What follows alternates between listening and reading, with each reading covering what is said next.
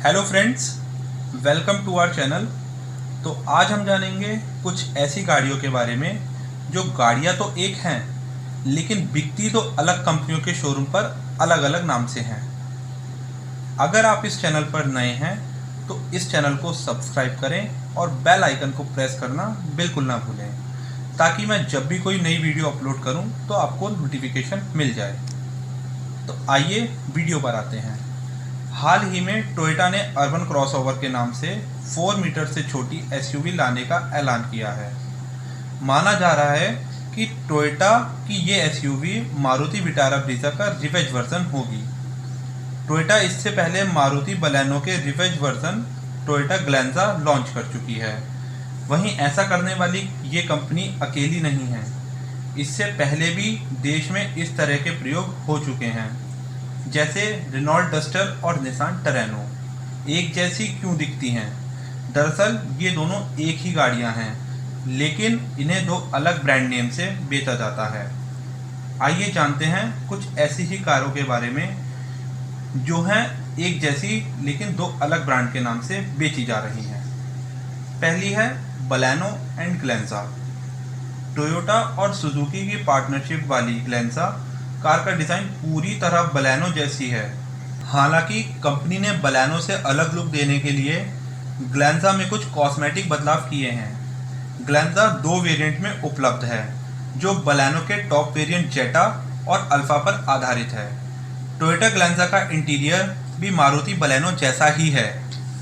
Car में दरवाजों के अंदर वाले हैंडल पर क्रोम फिनिश, स्टोरेज के साथ front centre armrest, luggage room lamp, dual tone fabric seats और front and rear adjustable headrest हैं। टोयोटा ग्लैंजा सिर्फ पेट्रोल इंजन में उपलब्ध है, जिसमें आपको दो इंजन ऑप्शन मिलते हैं। पहला है 1.2 litre K12-9 mild hybrid engine, जो 89 BH पावर जनरेट करता है 113 न्यूटन मीटर टॉर्क के साथ। ये इंजन सिर्फ G वेरिएंट में मैनुअल गियरबॉक्स के साथ आता है।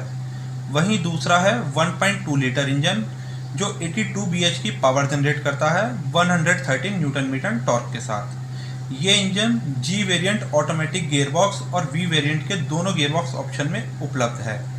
ग्लैंजा में 5 स्पीड मैनुअल और ऑटोमेटिक गियरबॉक्स के ऑप्शन हैं। लिस्ट में दूसरी गाड़ी है Renault Duster and Nissan Terrano. Nissan Terrano की पहली रिपीटेड कार में से एक डस्टर है, जो निसान टरेनो के बेज इंजन वाले रूप में बेची जाती रही है। ये दोनों एक ही कार हैं, लेकिन इन्हें दो अलग अलग ब्रांड नेम से बेचा जाता रहा है। ये दोनों कंपनियों की आपसी सहमति के बाद संभव हुआ। लिस्ट में अगली गाड़ी है टाटा इंडिका और सिटी रोवर। 2003 से 2005 के बीच टाटा इंडिका ब्रिटेन में एक साथ बेची गई थी। इसे ब्रिटेन में रोवर ब्रांड के तहत सिटी रोवर के रूप में बेचा गया था। हालांकि इस कार की गिनती 10 सबसे खराब कारों में हुई है। इसके बावजूद कार ने कोइंसिडेंटली पॉपुलर इंडेक्स लिस्ट में 100 सबसे पॉपुलर कारों में जगह बनाई। इस लिस्ट में अगली गाड़ी आती है Nissan Micra and Renault Pulse. ये दोनों गाड़ी एक ही जैसी हैं। इन दोनों कारों को स्पोर्टी वेरिएंट में उतारा गया था। रेनॉल्ट अधिक स्पोर्टी और इसका लुक भी शानदार है। बता दें कि निसान ने माइक्रा को हाल ही में डिसकंटिन्यू कर दिया गया है। हाल ही में बंद हुई ये कार 1.2 लीटर पेट्रोल इंजन में मिलती थी, जो 76 BH की पावर जनरेट करता था 104 न्यूटन मीटर टॉर्क के साथ ही इसमें CVT का भी विकल्प दिया गया था। वहीं इसका 1.5 लीटर डीजल इंजन, जो 63 BH की पावर जनरेट करता है 160 न्यूटन मीटर टॉर्क के साथ, इस इंजन के 5 स्पीड मैनुअल गियरबॉक्स के साथ जोड़ा गया था।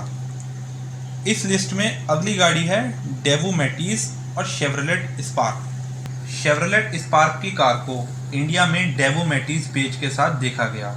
हालांकि कार को शेवरलेट स्पार्क के रूप में भी बेचा गया।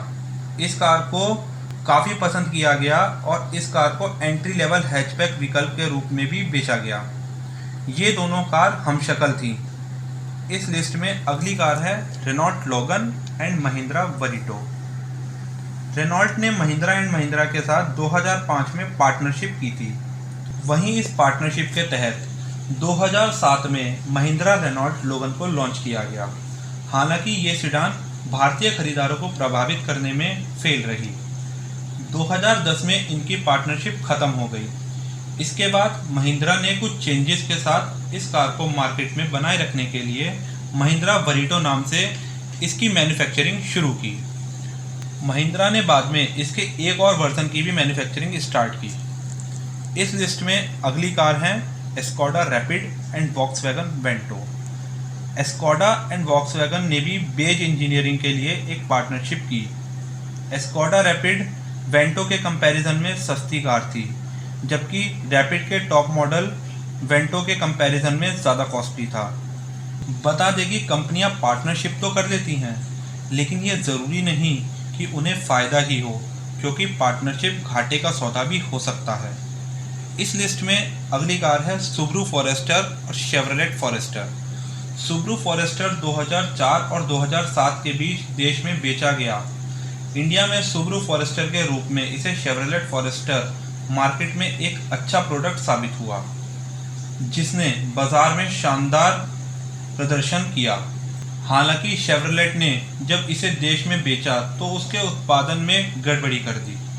वहीं जब खरीदारों को इसको पता चला तो इसकी पॉपुलैरिटी कम हो गई। इस लिस्ट में अगली कार है फिएट 1100D और प्रीमियर पद्मिनी।